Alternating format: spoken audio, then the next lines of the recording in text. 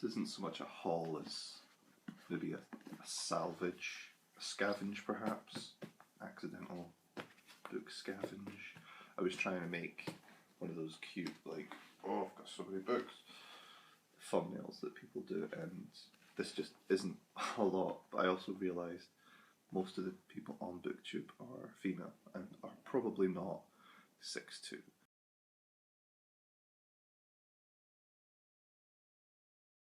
So, hello BookTube, ugliest booktuber available here, and I've got something a little different. The title's not incorrect. I don't buy masses of books, but I was at work here in Barrow, working as a crash test dummy for cars, and I saw something on the shelf that really just brightened up my entire day. And I thought I'd pick them up for my sister, but they were something I loved when I was a little kid. And it's these.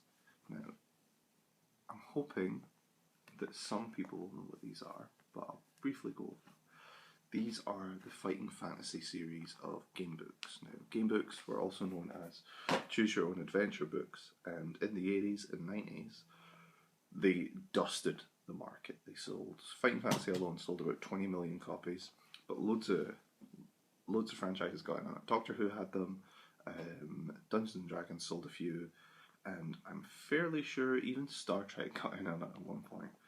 And I never played those, but I have played a few like off-brand ones. Like there's a really great right-wing like gun dad power fantasy one, which is basically a rip-off of the Road Warrior, but I had a lot of fun playing it. It even tries to shackle in a love interest, and I was probably too young to be playing it, but on the same page, that was probably too mature to be promoted to me.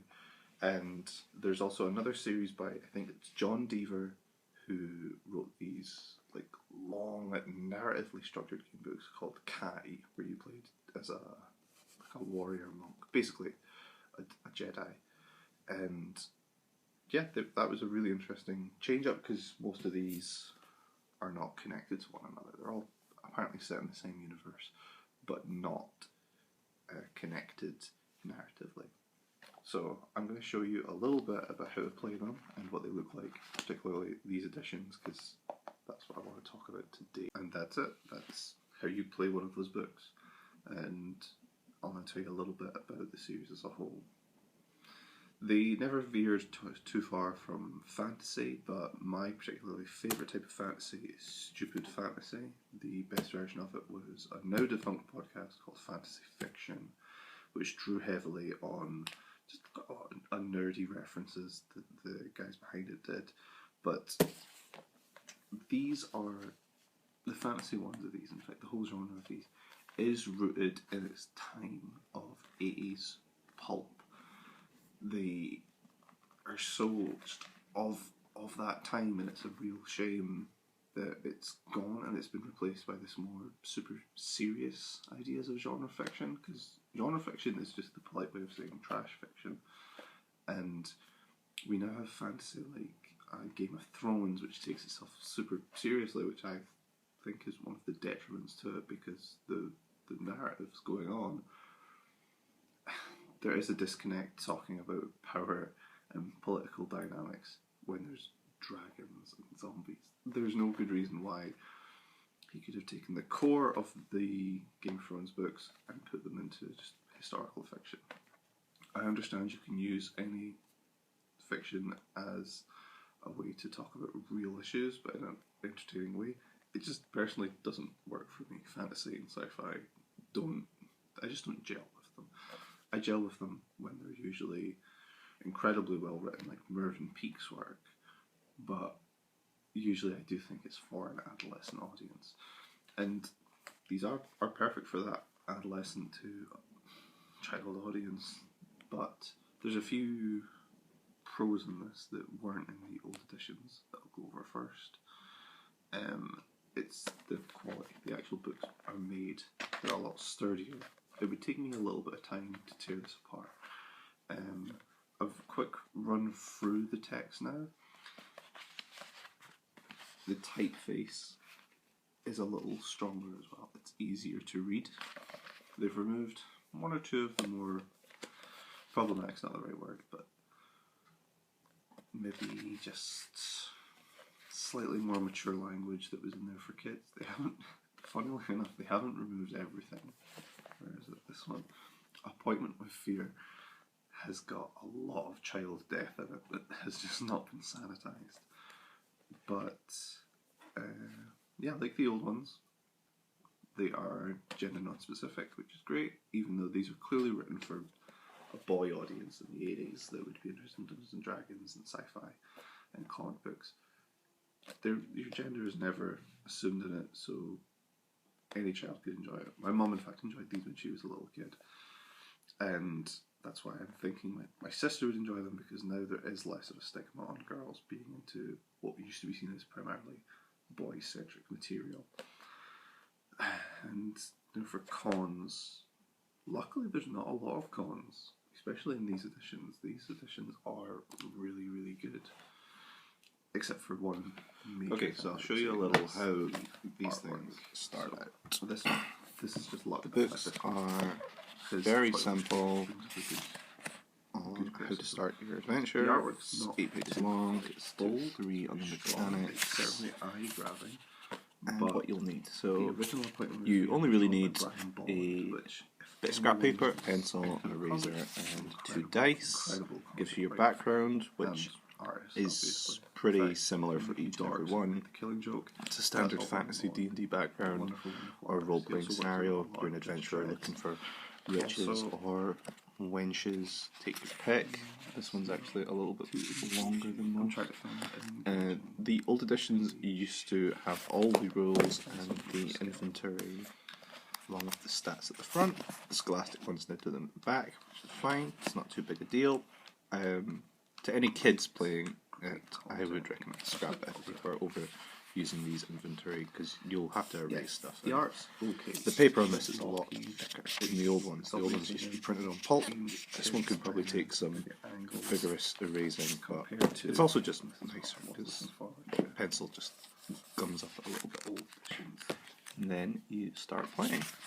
They're really Which one simple. pops You up? just read your text and then make your choices, and then you turn to the choice you've made. So let's go for tell them to sell some stolen booty, because it's always a fun word to say. So we'll get to 33, and Each font is different. sorry, Every picture is different. there we go. Big, beautiful. Some more text colours. and the choices. And best of all, its artwork is stronger too. Line work's a lot better. There's a huge difference in the shading. Every single monster, it looks great. They've got this great way of movement, which these ones just don't have. Everything looks quite static. The perhaps only problem is the only problem with the writing of some of these is that there's some inconsistencies that weren't picked up in editing, which is some puzzles are basically impossible. If anyone is sad enough to try and find an actual map of it, they don't operate on proper spaces. The scenarios are impossible. But these are barely cons, because what matters is that these do bring a real love for narrative, and it's not uncommon if you go on the boards and the forums of people that love these, that a lot of people have said they tried writing their own, which is great. I love it when a piece of work inspires people to write their own, and because there's a scenario built in, and there's already these are almost like stencils. These are stencils for a young writer, because they just take what's working in them, which is monsters and treasure, and they add it to their own work. And then as you get older, you get more articulate, unlike me, and you also get more experimental, and that could hopefully change your own work. So yeah, these are incredible. You can see I'm a little bit giddy how much I love them. I probably aren't going to read these as such. I am just going to give them to my little sister. Hopefully she likes them. If she doesn't, I'll find somebody else to give them to. But yeah, that's a quick note on the Fighting Fantasy series. I might try and find some more of these, especially the older ones, because these are wonderful to look at. So yeah, if you're a parent that stumbled on this, that's bizarre, pick one of these up for your kids, play with them, they'll have a great time. If you're a kid who's picked one of these up, I hope you're enjoying them, and thank you for watching this, because according to the algorithm, you guys just love, what is it, Fortnite compilations, toy unboxing, and free deep web challenges, which I can relate to, but I don't really know if you guys should be. I was going to finish this off with a TBR on stuff to read, but I think it's quite wholesome, which is nice. It's quite nice being stoked about reading for once, rather than the misery that I put myself through. So I'll save that. And next time you see me, I will be buying books off the deep web at 3 AM. Oh, that's not good. Forgive the continuity error from beard to nothing, but I realised when I was watching it over and editing it through that I didn't mention the publication history. So, the Fighting Fantasy series was originally published by Puffin, then Wizards, then the license was inactive for, I think, well over 10 years. I'm just going to go grab one of them because the point isn't made without a copy of it. Here. That one. They are now published by Scholastic. That's actually a bigger deal than you'd think. That's because Scholastic is probably not going to let the license run out on these. And also Scholastic but up to now, in my experience at least, publishes educational books. So, I'm hoping that they are now going to be on a school curriculum, because when I was in school they weren't. They were usually available in the library as silent reading material, but they weren't taught as part of English or grammar. So it'd be really nice if, instead of wasting your pure pupils' time like I was when I was a kid, of the last 15 minutes of school reading to them some god-awful Harry Potter novel, they did those instead. Because as a kid, I would have loved if my teacher was reading those along in the class and we could all vote on what choice to use. That, I think, is a better message than Harry Potter, for obvious reasons.